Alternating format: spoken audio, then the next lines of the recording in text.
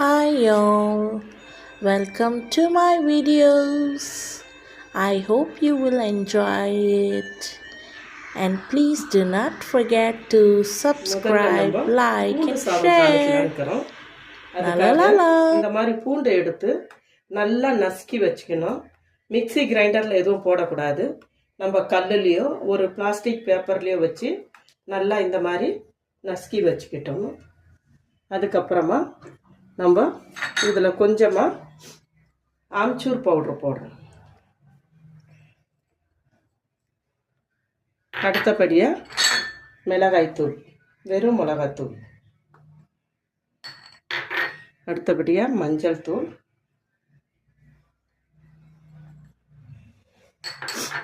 அடுத்தபடியாக கரம் மசாலா, அடுத்தபடியாக உப்பு.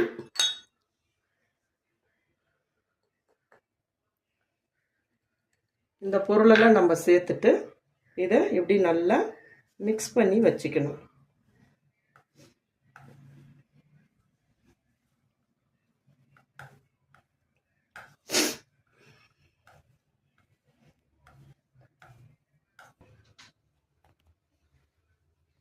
பாருங்க, இந்த அளவுக்கு எண்ணெய் ஊற்றிருக்கிறேன். இது பூண்டு சாதம்ன்றதால கொஞ்சம் நல்லா அந்த வெறியும் அந்த எண்ணெயிலே தான் அதை வறுத்து எடுக்கணும். அதனால் இவ்வளோ எண்ணெய் ஊற்றிருக்கிறேன்.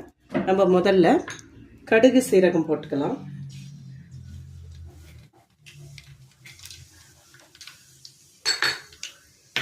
அடுத்தபடியாக கடலக்காய் சேர்த்துக்கலாம்.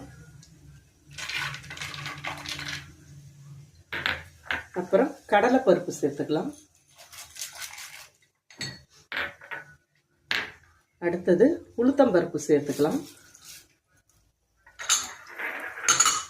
இப்போ இதை கொஞ்ச நேரம் இப்படி வறுத்து விடலாம். கடலக்காய், கடலைப்பருப்பு, உளுத்தம்பருப்பு இது மூணும் கொஞ்சம் நல்லா ஃப்ரை ஆகி வெடித்து வரும்போது நம்ம மீதமுள்ள காஞ்ச மிளகாயும் கறிவேப்பிலையும் சேர்த்துக்கலாம். இது கொஞ்சம் வறண்டு வரட்டும். பாருங்கள், இது சீக்கிரமாக செஞ்சிடலாம். ஒரு 10 நிமிஷத்து வேலை தான் இந்த தாளிக்கிறது. அப்புறம் நம்ம சாதம் செஞ்சு வச்சுருக்கோம், அதை இதில் போட்டு கிளறிட்டு உப்பு பார்த்துட்டு எல்லாருக்கும் பரிமாற வேண்டியது தான். தொட்டுக்கிறதுக்கு நம்ம முட்டையோ இல்லை சிக்கனோ அப்பளமோ இல்லை ஊறுகாயோ எது ஒன்றா வச்சு சாப்பிடலாம். பாருங்கள், அடுத்தது காஞ்ச மிளகா.